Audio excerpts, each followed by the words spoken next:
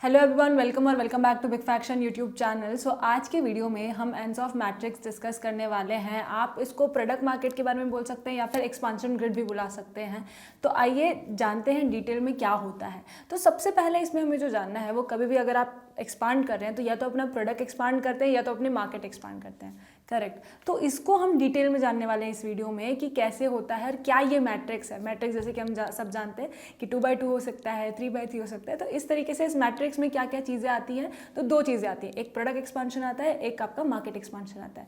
तो आइए बिना किसी देरी के शुरू करते हैं। तो एक एग्जाम्पल से शुरू करते हैं। मान लीजिए कि हम रेस्टोरेंट का एक एग्जाम्पल ले रहे हैं। तो इसको एक्सपांड करने के लिए जैसे मैंने पहले बताया कि या तो आप प्रोडक्ट एक्सपांड कर सकते हैं या तो आप मार्केट एक्सपांड। अब मार्केट एक्सपांड करने का क्या मतलब है कि मेरा एक ब्रांच जो है मान लीजिए बैंगलोर में है, अब मैं इसको एक्सपांड करना चाहता हूँ तो मैं नए लोकेशन पे लेके जाऊंगा। मान लीजिए मुंबई हो सकता है, दिल्ली हो सकता है, कोई भी लोकेशन हो सकती है जहाँ पे हम मार्केट को एक्सपांड करेंगे सेम प्रोडक्ट्स के साथ।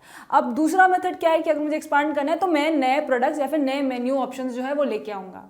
तो जो एग्जाम्पल हमने डिस्कस किया, अगर हम नए लोकेशन पर लेके जाएंगे तो वो क्या हो जाएगा, आपका मार्केट एक्सपांशन ग्रिड हो जाएगा या फिर मार्केट एक्सपांशन हो जाएगा। पर वही सेम टाइम पे अगर आप नए मेन्यूज को लेके आएंगे तो वो क्या हो जाएगा, आपका प्रोडक्ट एक्सपांशन हो जाएगा। तो वो आप आई होप समझ रहे होंगे, करेक्ट। तो इसमें अब जानते हैं कि इस मैट्रिक्स में क्या क्या चीज़ें आती हैं, उसको थोड़ा डिटेल में जानने का ट्राई करते हैं। ये कैसे हमारे बिजनेस को इफेक्ट करता है वो जानते हैं। तो अब इसको एक और इससे अब ग्रिड के इस पे समझते हैं। तो ग्रिड में क्या होता है कि आपका एक साइड पे आपका प्रोडक्ट आता है, एक साइड पे आपका मार्केट आता है। इसमें दो चीज़ हो सकती है, तो आपका एग्जिस्टिंग प्रोडक्ट होगा या तो आपका न्यू प्रोडक्ट होगा। एंड इस तरफ में आपका existing market and new market आएगा, करेक्ट। अब मान लीजिए कि अगर मैं अपने एग्जिस्टिंग प्रोडक्ट के साथ एग्जिस्टिंग मार्केट में हूँ तो क्या होता है, मार्केट पेनिट्रेशन होता है। अभी यहाँ पे जैसे अगर मैं आपको बताने का ट्राई करूँ तो जैसे हमारी एक सर्विस है कि हम ई कॉमर्स प्लेटफॉर्म पे सर्विस देते हैं, करेक्ट। तो ये हम लास्ट 6 साल से दे रहे हैं, सेम ऑडियंस को हम टारगेट कर रहे हैं। तो सेम प्रोडक्ट के साथ सेम मार्केट में हम जाते हैं तो उसको हम मार्केट पेनिट्रेशन कहते हैं। तो इस तरीके से ये वर्क करता है। अब मान लीजिए कि हम कोई नया प्रोडक्ट लेके आएंगे तो उसमें क्या होगा, वहां पे प्रोडक्ट डेवलपमेंट होगा कि हम एक नया प्रोडक्ट लेके आए एग्जिस्टिंग मार्केट के लिए, तो वहां पे हम प्रोडक्ट डेवलपमेंट करते हैं। इस तरीके से अगर आप मान लीजिए कि न्यू मार्केट में आप जा रहे हैं एग्जिस्टिंग प्रोडक्ट के साथ, वहां पे आपका मार्केट डेवलप होता है कि मान लीजिए हमारी टारगेट ऑडियंस पहले एक हमने रखी थी कि ये हमारा टारगेट ऑडियंस है। अब हम क्या करते हैं कि नए ऑडियंस को हम ढूंढते हैं, नए ऑडियंस या नए टारगेट मार्केट प्लेसेस को हम देखते हैं और फिर हम उनको टारगेट करना स्टार्ट करते हैं। तो उससे क्या होता है, हमारा मार्केट डेवलपमेंट होता है। तो अगर आप 2x2 मैट्रिक्स पे फिर से अगर मैं आ जाऊँ तो मान लीजिए कि आपका एक यहाँ पे A0 है, यहाँ पे एक A1 है, यहाँ पे एक B0 है, यहाँ पे B1 है।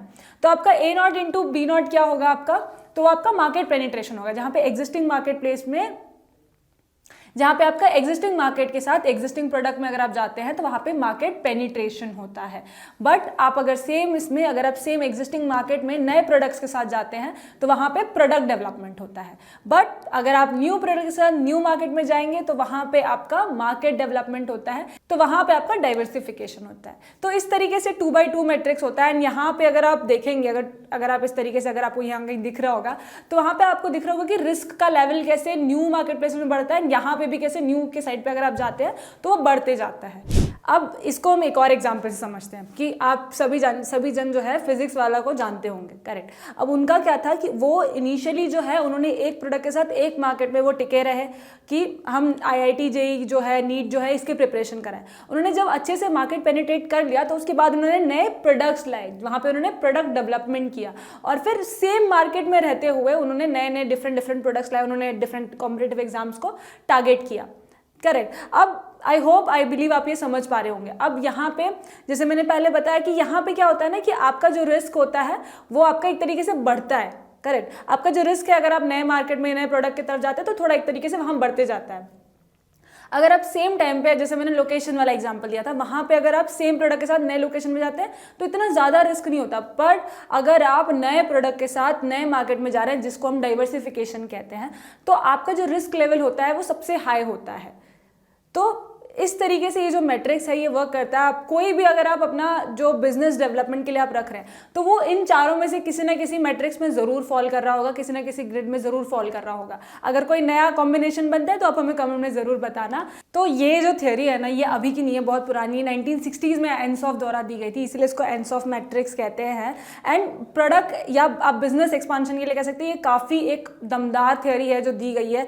आपको अगर पता है कि आप किस तरीके से एक्सपांड करना चाहते हैं, रिस्क लेवल जानना चाहते हैं, तो ये जो थ्योरी है काफ़ी यूज़फुल होती है। आई बिलीव ये आपको काफ़ी यूज़फुल रही होगी। अगर आप बिजनेस एक्सपांड करने का प्लान करें तो आपको ये ज़रूर यूज़ आएगी। तो अगर ये वीडियो आपको यूज़फुल लगी हो तो इस वीडियो को लाइक करना, शेयर करना एंड चैनल को सब्सक्राइब करना बिल्कुल ना भूलें। Thank you, follow us for more.